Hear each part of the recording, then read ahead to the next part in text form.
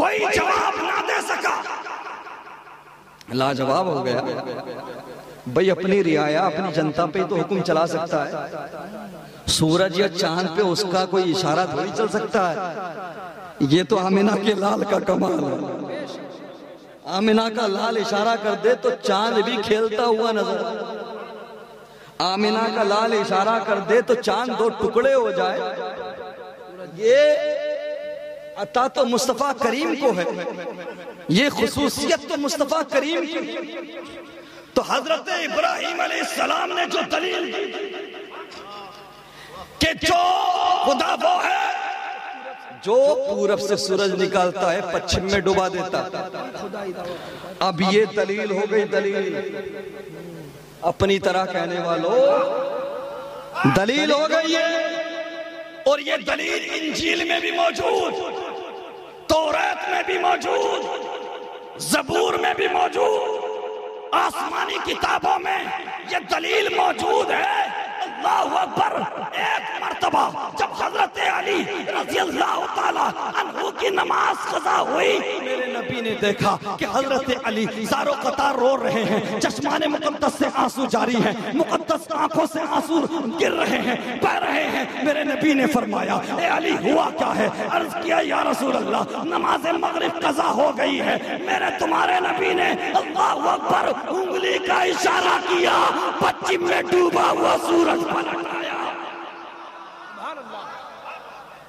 ڈوبا ہوا سورج پلٹ آیا، اونچا بولو سبحان اللہ، سبحان اللہ۔ اللہ اکبر۔ ادھر دلیل لکھی ہوئی، ادھر توریت و انجیل زبور میں دلیل موجود ہے۔ حضرت ابراہیم علیہ السلام نے دلیل یہ دی تھی کہ جو پورب سے سورج نکالتا ہے پچھم میں ڈباتا ہے، یعنی سورج پر جس کا حکم چل جائے وہی خدا ہے۔ اب ایمانداری کے ساتھ بتاؤ، اگر نمرود، یہ ممکن نہیں محال ہے، لیکن آپ سے پوچھتا ہوں دلیل ہے نا، اگر نمرود نے یہ سورج نکالا ہوتا تو حضرت ابراہیم کی دلیل کی روشنی میں اسے خدا مانا جاتا کہ نہیں؟ بھئی دلیل تو یہی تھی نا۔ اب دلیل آسمانی کتابوں میں لکھی ہوئی، توریت میں موجود، انجیل میں موجود، زبور میں موجود۔ اللہ اکبر! اب ادھر مصطفیٰ کریم نے ڈوبے ہوئے سورج کو پلٹایا، باہر نکال دیا، تو یہ خدشہ تھا، یہ خطرہ تھا کہ جس طرح سے حضرت عیسیٰ علیہ السلام کو بنا باپ کے جب دیکھا پیدا ہوئے تو اللہ کا بیٹا مان لیا، کہیں اسی طرح سے توریت اور انجیل کے اندر دلیل ابراہیمی کو پڑھ کر مصطفیٰ کو خدا نہ مان لے۔ اس لیے میرے نبی انما انا بشر مثل، بے شک میں نے سورج نکالا ہے، بے شک میں نے چاند کے دو ٹکڑے کیے، لیکن میں خدا نہیں ہوں، میں خدا کا بندہ ہوں۔ سبحان اللہ، سبحان اللہ، کیا بات! یہ مسئلہ جناب سمجھو، بات کو سمجھاؤ قوم کو، ڈنڈی مارنے سے کام نہیں چلے گا۔ ارے یار یہ آج دیکھو ہمیں کن حالات کا سامنا، کن چیلنجز کا سامنا ہے۔ کوئی بھی دنیا کی قوم اٹھا کر دیکھ لو، قسم خدا کی ہر قوم اپنے رہنما کی، اپنے پیشوا کی، اپنے آئیڈیل کی تعریف کرتی ہے، صحیح بات کرتی ہے کہ نہیں؟ بالکل۔ بدھسٹ ہو، جینسٹ ہو، سکھ ہو، کوئی بھی ہو، اپنے پیشوا کی تعریف کرتی ہے، کمی نہیں نکالتی، پوزیٹیو چیزیں بیان کرتے صاحب۔ لیکن ہماری کمیونٹی میں، ہمارے مسلمانوں میں اللہ اکبر کچھ لوگ ایسے ہیں جو رات دن نگیٹو پہلے ڈھونڈتے ہیں، جو رات اور دن یہی کام کرتے ہیں کہ نبی کو یہ نہیں آتا تھا، نبی ہماری طرح ہے، نبی بشر ہیں، نبی کو یہ نہیں پتا، نبی کو یہ نہیں ملا، نبی شفاعت نہیں کرا سکتے، نبی کے پاس یہ پاور نہیں، نبی کو علم غیب نہیں۔ میں پوچھنا چاہتا ہوں، دینے والا خدا ہے، لینے والے مصطفیٰ ہے، تو بیچ میں کہاں سے آیا؟ اور جب خدا نے دیا، مصطفیٰ نے لیا، تو تجھے یہ کیسے پتا چلا کہ کیا دیا کیا لیا؟ یہ تو خدا جانے، مصطفیٰ اور خدا کا محبوب جانے۔ اللہ اکبر! ہم تو یہی کہتے ہیں کہ اللہ کے بعد ساری کائنات میں، ساری مخلوق میں سب سے اعلیٰ و افضل ہمارے نبی کی ذات، اور ان کی عظمت پر ہماری جانیں قربان، بے شک ان کی عزت پر ہماری گردنیں نچھاور۔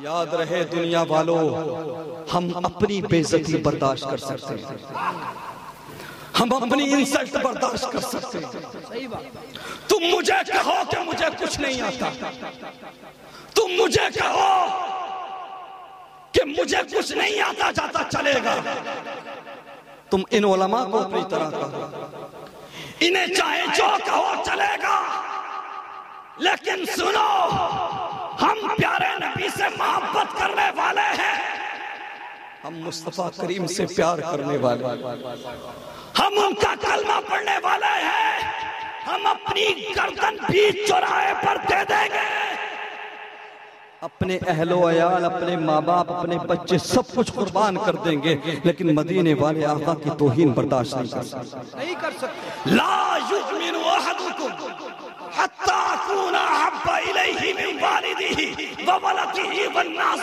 اجمعین۔ سبحان اللہ، میں سے جب تک کوئی کامل مومن نہیں ہو سکتا جب تک تمہیں تمہاری اولاد سے زیادہ، تمہارے مال سے زیادہ، یہاں تک کہ ہر شے سے زیادہ مصطفیٰ کریم سے پیار۔ سبحان اللہ، اگر مصطفیٰ کریم سے زیادہ، سب سے زیادہ پیار ہوتا تو پیمانہ لے کر ناپتا؟ تیرا میرا کام ہے یہ؟ یار میرا تیرا کام ہے کہ ہم یہ اس پر فیصلہ کریں، اس پر بحث کریں؟ ارے 1400 سال گزر گئے اسلام کو آئے ہوئے، صحیح بات، سمجھ رہے ہیں آپ؟ ہزاروں سال پہلے علماء کی کتابیں اٹھا کر دیکھو، مفسرین کی تفاسیر اٹھا کر دیکھو، مجددین کے کارنامے دیکھو، مجتہدین کے کارنامے دیکھو، یہ فیصلے سارے ہو چکے ہیں۔ امت کو مت الجھاؤ، امت کو مت لڑاؤ، اور یاد رکھے یہ بکھری ہوئی امت، یہ بکھری ہوئی کمیونٹی، یہ بکھرے ہوئے مسلمان کسی اور چیز پر، ایک پلیٹ فارم پر نہیں آ سکتے۔ فقط عشق مصطفیٰ ہی وہ چیز ہے کہ جس کے ذریعے سارے مسلمان ایک ہو۔ سبحان اللہ، سبحان اللہ، حق ہے، بے شک۔ اگر چاہتے ہو کہ تمہارے وہ نوجوان جو آج بدعقیدگی کا شکار ہو رہے ہیں، وہ نوجوان جو نفس پرستی کے شکار ہیں، وہ نوجوان جو آج مساجد سے دور ہے، مدارس اسلامیہ سے، جو عقائد اہل سنت کا سودا کرتے ہوئے، وہ نوجوان جو شراب نوشی کے راستے پر جاتے ہوئے نظر آ رہے ہیں، وہ نوجوان کہ جن کے ہاتھوں میں قرآن ہونا چاہیے تھا، آج ان کے ہاتھوں میں تاش کے پتے نظر آتے ہیں، جن کے ہاتھوں میں اسلام کا پرچم ہونا چاہیے، آج ان کے ہاتھوں میں دنیاوی کتابیں اور ان کے قدم شراب کی بھٹیوں کی طرف، زنا کے اٹوں کی طرف اٹھتے ہوئے نظر آتے ہیں۔ مسلمانوں، اس پرفتن دور میں اگر چاہتے ہو کہ ہمارے نوجوان اپنی خالی مسجدوں کو آباد کر لیں، اگر چاہتے ہو کہ نوجوان پلٹ آئے اپنے کریم رب کی طرف، پلٹ آئیں پیارے نبی کی طرف، پلٹ آئے علماء کی طرف، اپنی خالی مسجدوں کو آباد کرنے لگے، اپنے ماں باپ کی فرما برداری کرنے لگے، بہت اچھے، واہ، قرآن کی تلاوت کرنے لگے، دیندار بن جائے، تو سنا مسلمانوں، اس پرفتن دور میں بس ایک طریقہ ہے، نوجوانوں کو میرے نبی کا دیوانہ،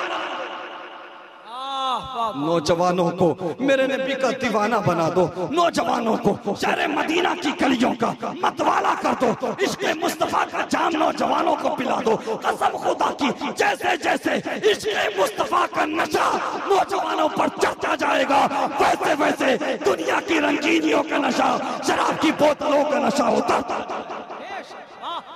حق ہے، زندہ باد، بہت اچھے، واہ، یا رسول اللہ، زندہ باد، زندہ باد، زندہ باد، لبیک یا رسول اللہ، لبیک، لبیک،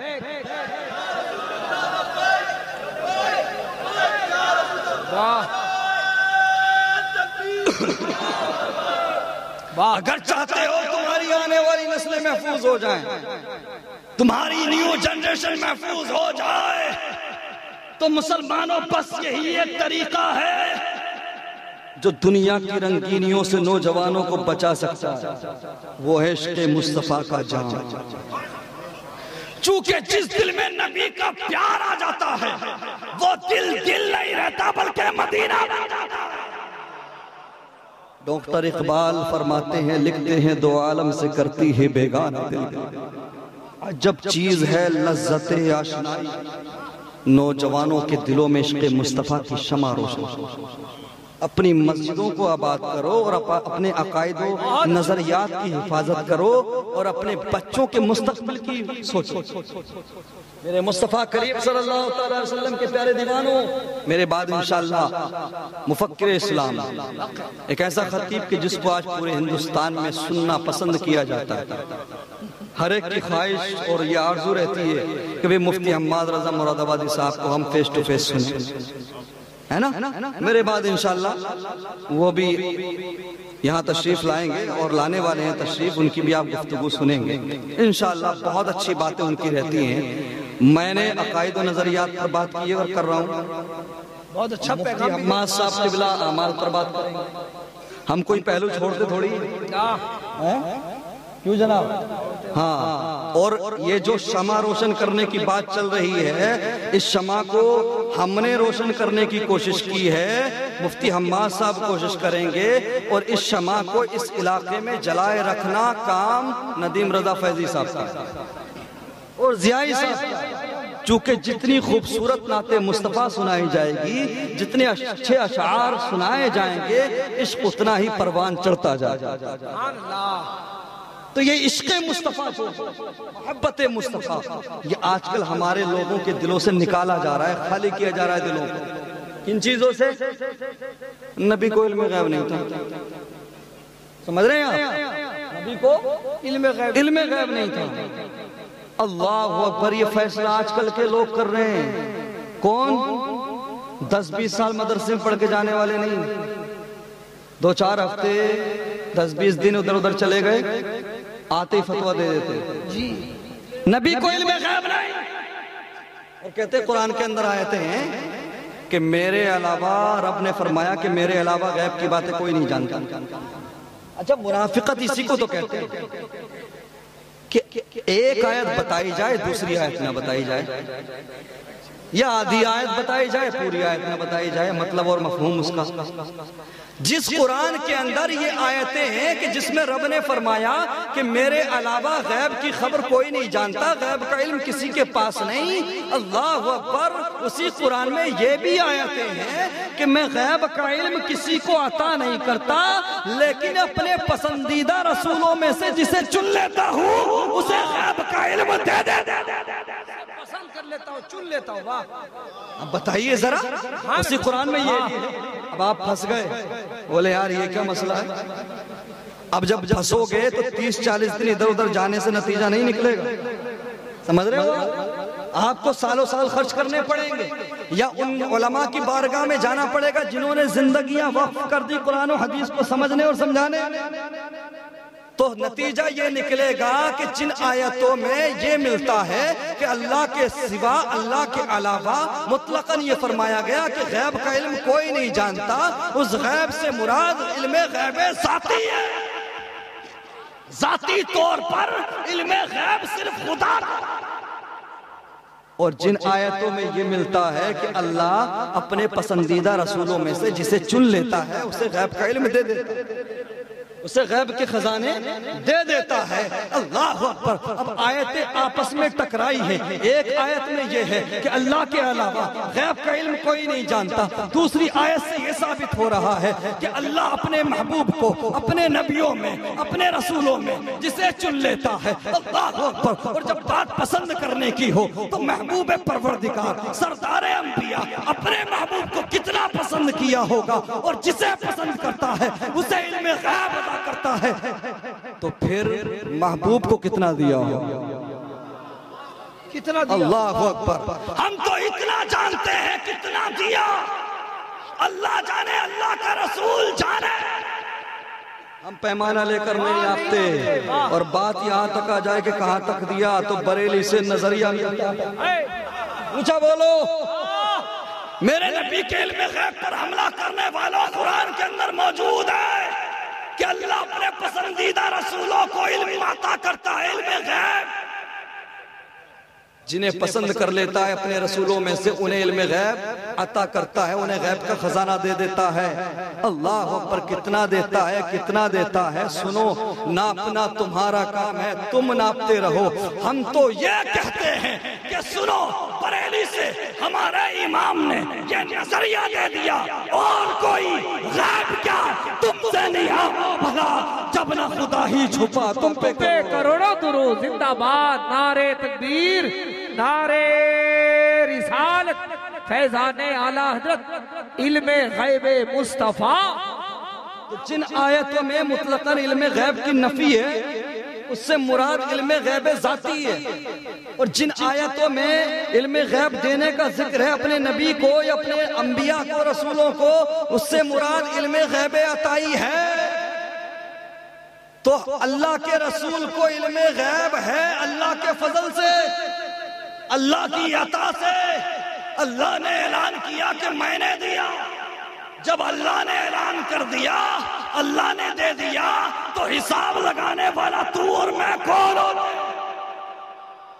اللہ جانے، اللہ کا رسول اپنا یہ کام ہے۔ یہ بھیا اپنا کام صرف اتنا رکھو، نماز پڑھو، قرآن پڑھو، حج کرو، زکوٰۃ دو، اچھے کام کرو، دین کی خدمت کرو، تبلیغ کرو، سب کچھ کرو، لیکن اتنی اوقات نہیں ہے کہ مصطفیٰ کریم کے بارے میں ہی قلم چلانے لگو، فیصلے سنانے لگو۔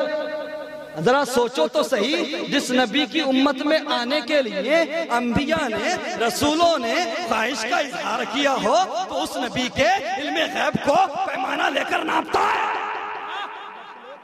اللہ اکبر۔ یار یہ بہت لمبا ٹاپک ہو جائے گا، جانتے ہو آپ، یہ اس پہ ایک الگ سے کئی گھنٹے چاہیے۔ صحیح بات، علم غیب پر۔ بہرحال میرے مصطفیٰ کریم صلی اللہ تعالی وسلم کے پیارے دیوانوں، جو میں آپ سے بات کرنا چاہتا ہوں وہ یہ ہے، اور میں بات کو اختتام کی طرف لے جا رہا ہوں۔ میرے مصطفیٰ کریم صلی اللہ تعالی وسلم کے پیارے دیوانوں، ایک چیز اور یاد رکھ لیں، میں نے کہا ایک تو ہے عشق مصطفیٰ، اور دوسری چیز ہے خوف خدا۔ یہ دونوں بنیادی چیزیں، عشق مصطفیٰ اور خوف خدا۔ اگر صرف عشق مصطفیٰ ہو اور دل میں خوف خدا نہ ہو تو کام نہیں چلے گا، اور دل میں صرف خوف خدا ہو، عشق مصطفیٰ نہ ہو، تب بھی کام نہیں چلے گا۔ دونوں چیزیں اپنے دل میں رکھو، نبی صلی اللہ علیہ وسلم کا عشق بھی رکھو تاکہ مایوسی کے شکار نہ ہو جاؤ، اور اللہ کریم کا خوف بھی دل میں رکھو، کہیں خود کو بہت بڑا متقی اور پرہیزگار نہ سمجھنے لگ جا۔ یاد رہے، تقوی اور پرہیزگاری اسی کی کام آتی ہے جو انکساری اور عاجزی سے کام لیتا ہے، اور اگر کوئی سینکڑوں سال، ہزاروں، لاکھوں سال عبادت کر لے اور اکڑنے لگے تو پھر جانتے ہو شیطان بنا دیا جاتا، مردود بنا دیا جاتا۔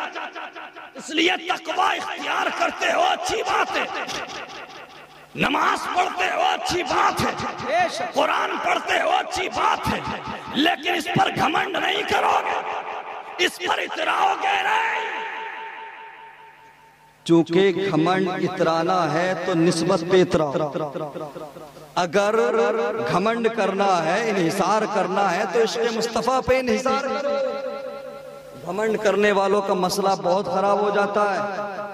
آج کل یہی تو معاملہ ہے نا، ارے یہ بریلوی تو ارے نہ نماز پڑھتے ہیں، نہ روزہ رکھتے ہیں، نہ حج کرتے ہیں، نہ زکوٰۃ دیتے ہیں، جب دیکھو عشق مصطفیٰ، جب دیکھو عشق مصطفیٰ، نہ نماز کا پتہ، نہ روزے کا پتہ، عبادت نہیں کرتے۔ اور ہمیں دیکھو، ہم تو رات دن عبادتیں کرتے، ہم تو رات دن نمازیں پڑھتے، ہم تو رات دن قرآن پڑھتے۔ اچھا ایمانداری کے ساتھ مجھ سے مت سننا، اپنے ہی علماء سے پوچھ لینا، نجد کے بارے میں جو پیشین گوئی تھی، اور مصطفیٰ کریم صلی اللہ علیہ وسلم نے جو فرمایا تھا کہ ایک جماعت نکلے گی، اور اس کی جو خصوصیات بیان فرمائی تھی، اس کی جو کوالٹیز بیان فرمائی تھی، اس کو سننا اور اس کے بعد فیصلہ کرنا کہ کون اس کے زمرے میں آتا، اس کا جو پیکر ہے، وہ جو چیزیں ہیں وہ کن لوگوں کے اندر نظر آتی ہیں۔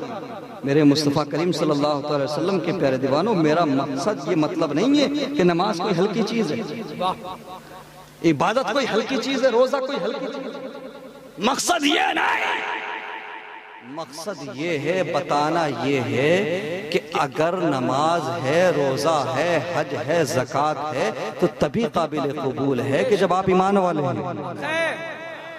اور اگر ایمان خراب ہے تو پھر اس کی کوئی اہمیت؟ نماز شیطان کے پاس بھی تھی بھیا، لاکھوں ہزاروں سال کی نمازیں تھیں، بولو تھی کہ نہیں تھی؟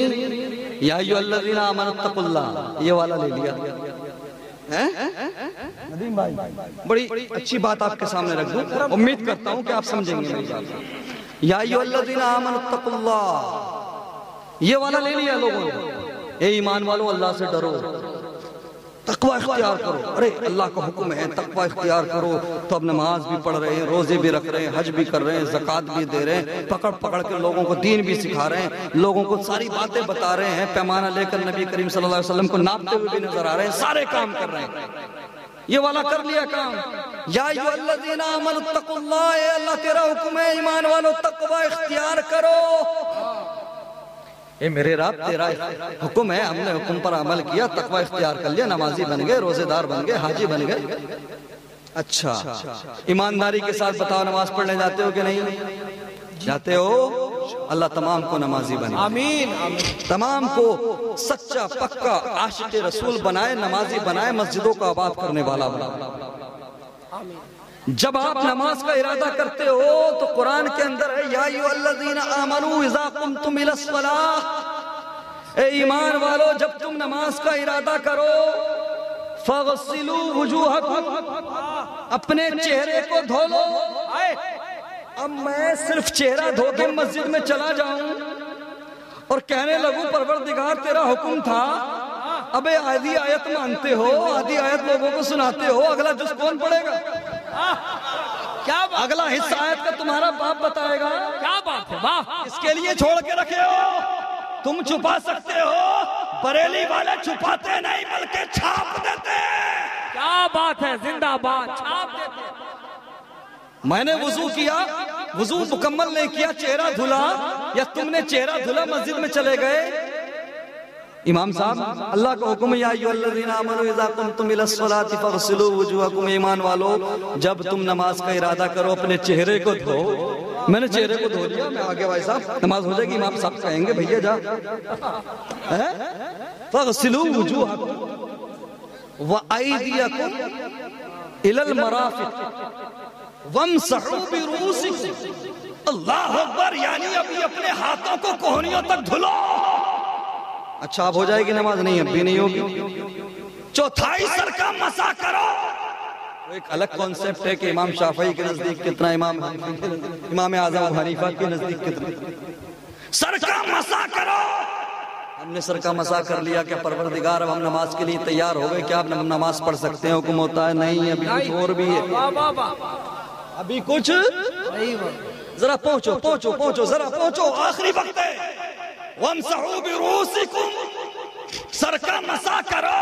میں نے کہا پروردگار چہرہ بھی دھو لیا، ہاتھ بھی کونیے تک دھل لیا، میں نے پروردگار مسا بھی کر لیا، کیا میں نماز پڑھ سکتا ہوں؟ حکم ہوتا ہے وَأَرْجُلَكُمْ إِلَى الْكَعْبَيْنِ، ابھی نماز پڑھنے کے لیے تیار تب ہوگے تب تمہاری نماز کی اجازت ملے گی کہ تم اپنے پیروں کو، اپنے قدموں کو ٹخنوں تک دھو لو.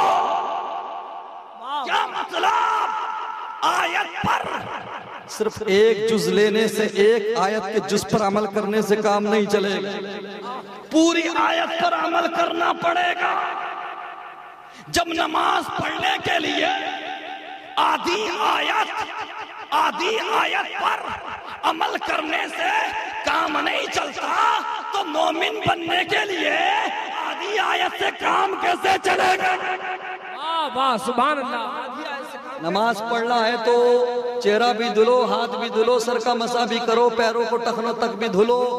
اللہ اکبر، یعنی کمپلیٹ آیت پر عمل کرو. اب نقطہ دے رہا ہوں، اللہ کرے سمجھ میں آ جائے، اللہ کرے سمجھ میں آ جائے. یا ایھا الذین آمنوا اتقوا اللہ، اسی آیت پر آج لوگ بہت عمل کرتے ہوئے نظر آ رہے ہیں. اگلا جو حصہ ہے، اگلا جو جز ہے، اس پر عمل نہیں کرتے۔ پروردگار تیرا حکم ہے یا ایھا الذین آمنوا اتقوا اللہ، سنو میری طرف دیکھو، ادھر میری طرف، ادھر دیکھو ادھر، اے ایمان والو تقوی اختیار کرو، اللہ کے خوف کو دل میں بساؤ۔ پروردگار تیرا حکم تھا، میں نے